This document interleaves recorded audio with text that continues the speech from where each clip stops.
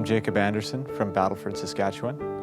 I'm a second-year student at St. Therese Institute of Faith and Mission, and I will be reflecting on this Sunday's Gospel, which comes from Mark chapter 1, verses 29 to 39, covering healings at Simon's house.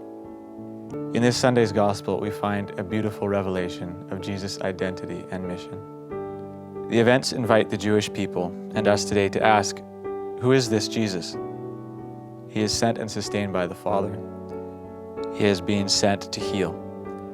He is diametrically opposed to possession and does not demand anything of anyone. The one who has the right to demand everything demands nothing. Just as we saw in last week's Gospel, he silences the demons who would frighten the people, the sheep, who would trick them with pieces of the truth, aka lies, into false assumptions about a political revolution. He wants each to come to their own conclusion and make their own choice, to see who he really is and decide their response to his message. He comes to bring revolution to the very hearts of men and not to Jerusalem. He comes to establish the kingdom not built with human hands, but built by selfless action, by love. We are given an example of this in the healing of Simon's mother-in-law. After she has this healing encounter with Christ, she immediately begins to serve, to love in response to love, and the kingdom is built up.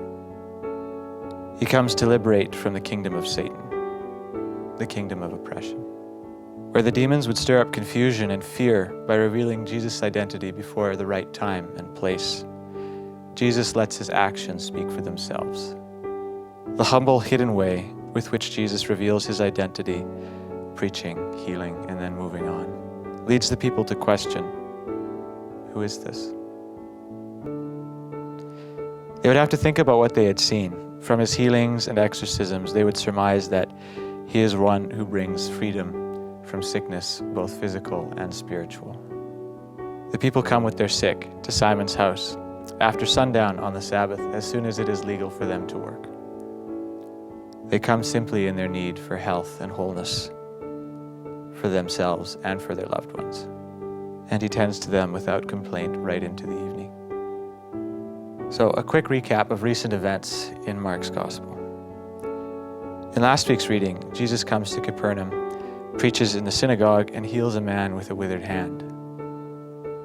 Then, in this week's reading, moves on to Simon's house, and from the healings there that probably go into the evening, he moves out before dawn into a lonely place to pray, and then moves on to other towns.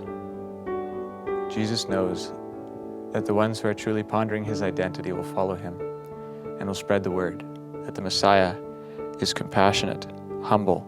He withdraws when the crowds begin to look for him. He doesn't do what he does for the glory, but simply seeks solitude and prayer when his work is done.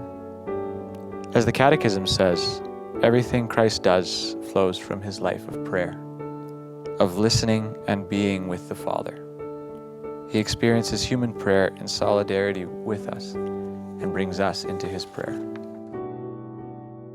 So the Gospel reveals more of his identity. He is one who has come for others, and he comes to obey the Father.